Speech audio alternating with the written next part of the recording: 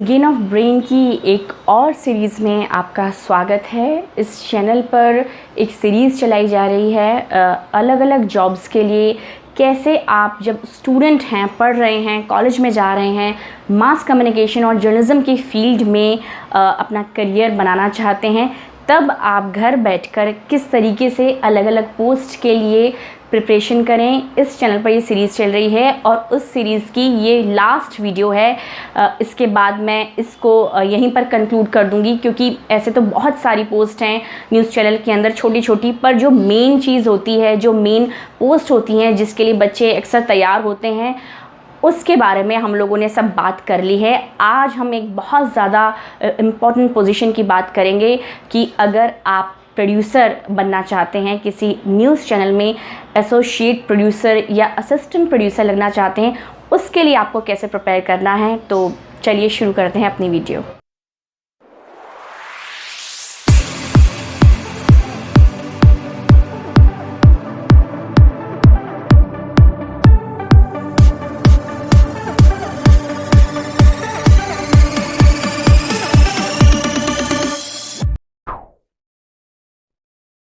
जब हम प्रोड्यूसर की पोस्ट के लिए अप्लाई करना चाहते हैं, हम प्रोड्यूसर बनना चाहते हैं, तो सबसे पहले देखिए एक बात समझना बहुत ज़रूरी है कि प्रोड्यूसर को कैप्टन ऑफ द शिप कहा जाता है। मतलब कि किसी की भी गलती जो है, मैंने पिछली वीडियोस में इस तरीके की बात करी थी, समझाया था कि किसी की भी गलती ऑन स्क्रीन पहुंचने से पहले 10 लोगों के हाथ से गुजरती है तो वो पकड़ में आ सकती है, पर प्रोड्यूसर जो होता है उसके हाथ में सिर्फ होता है ऑन एयर जाना। अगर उसकी पार्ट से कोई गलती होती है, प्रोड्यूसर से कोई गलती होती है, तो वो सीधे ऑन एयर दिखेगी, सब व्यूअर्स को, ऑडियंस को दिख जाएगी। तो इसीलिए इसे कैप्टन ऑफ द शिप कहा जाता है। जहाँ तक रही इसकी प्रिपरेशन की बात, तो इसकी प्रिपरेशन के लिए आप सबसे पहले देखिए कि रिटन जो एग्ज़ाम होता है आपका, उस रिटन एग्ज़ाम में आपका 80% उसी जो मैंने पहली वीडियो की बात करी थी, जो सब पोस्ट के लिए कॉमन है, करंट अफेयर से भरा पड़ा है पेपर, और उसके बाद 20% में आपसे कुछ भी पूछा जा सकता है। 20 to 30% आपसे कैमरा के शॉट्स भी पूछा जा सकते हैं, आपसे स्क्रिप्ट के बारे में पूछा जा सकता है, आपसे एडिटिंग की बात भी करी जा सकती है। मतलब आप ओवरऑल ये समझिए कि मैं आपको एक एग्जांपल से समझाती हूँ कि जब बुलेटिन रन हो जाता है, चल जाता है, अगर उसमें कोई गलती होती है, सपोज़ अगर एंकर ने कुछ गलत पढ़ दिया, तो एंकर से पूछा जाएगा आपने गलत क्यों पढ़ा, तो एंकर कह देगी स्क्रिप्ट में टीपी पर यही लिखा था, मैं जल्दी में पढ़ गई, मुझे ध्यान नहीं रहा। तो फिर नेक्स्ट जो बात रहेगी वो प्रोड्यूसर के ऊपर आ जाएगी कि स्क्रिप्ट में गलत कैसे लिखा था, एंकर के सामने टीपी पे वो सेंटेंस कैसे आया। ले दे के सारी जो गलती का ठीकरा है वो प्रोड्यूसर के ऊपर फोड़ा जाएगा। नेक्स्ट, अगर एडिटिंग की कोई शॉर्ट्स चले हैं, कोई बाइट चली है, कोई पैकेट चला है, उसमें अगर हल्का सा कोई ब्लैंक आ गया, एडिटिंग में कोई ब्लैंक छूट गया एडिटर से, तो और वो प्रोड्यूसर ने ध्यान नहीं दिया और वो जो है रन हो गया ऑन एयर, तो गलती है एडिटर की, पर प्रोड्यूसर से पूछा जाएगा आपने पहले क्यों नहीं देखा, पहले क्यों नहीं चेक किया।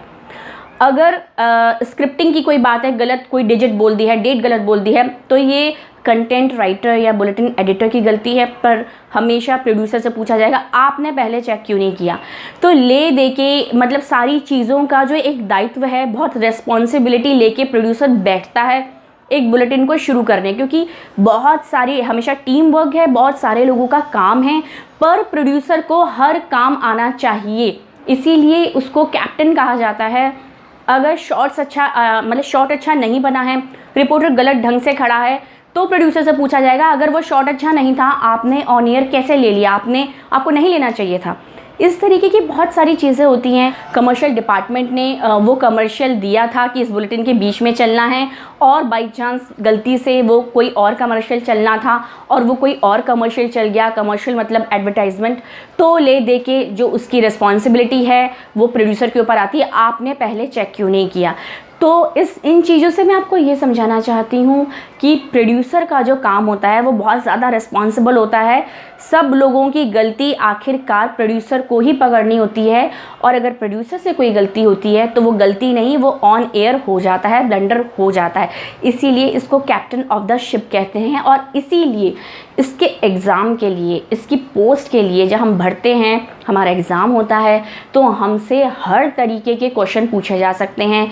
वो भले स्क्रिप्टिंग हो, कैमरा के शॉट्स हों, कैमरा एंगल करवाना हो, या वो जो है कमर्शियल के बारे में हो, या आपको कोई सिचुएशन दे दी जाएगी उसके बारे में हो, या आपसे लाइटिंग का भी पूछा जा सकता है। मतलब ओवरऑल प्रोड्यूसर की पोस्ट के लिए जब आपको जाना है तो आपको हर चीज़ की नॉलेज होनी चाहिए।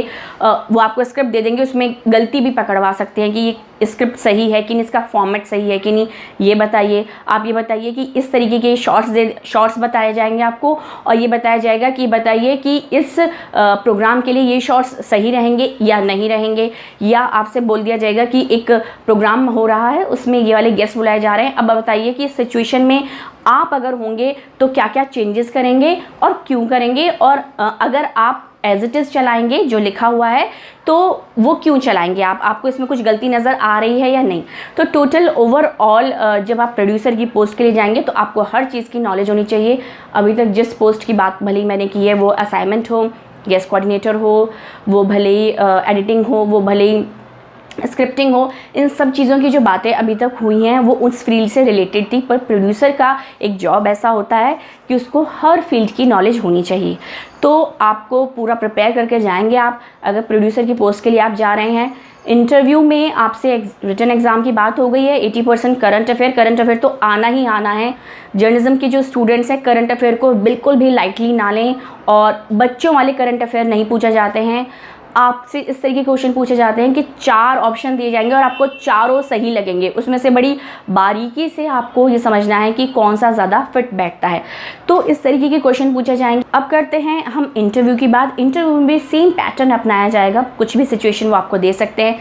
अगर आप फ्रेशर हैं तो ज़्यादा डीपली आपसे पूछा जाएगा, और अगर आप जो है एक्सपीरियंस्ड हैं तो कुछ नहीं, ज़्यादा कुछ नहीं, थोड़ा बहुत पूछा जाएगा। आपकी पिछली प्रोफाइल के बारे में पूछा जाएगा। नए हैं तो ख़ास तौर पे आप पूरी तैयारी के साथ जाएं।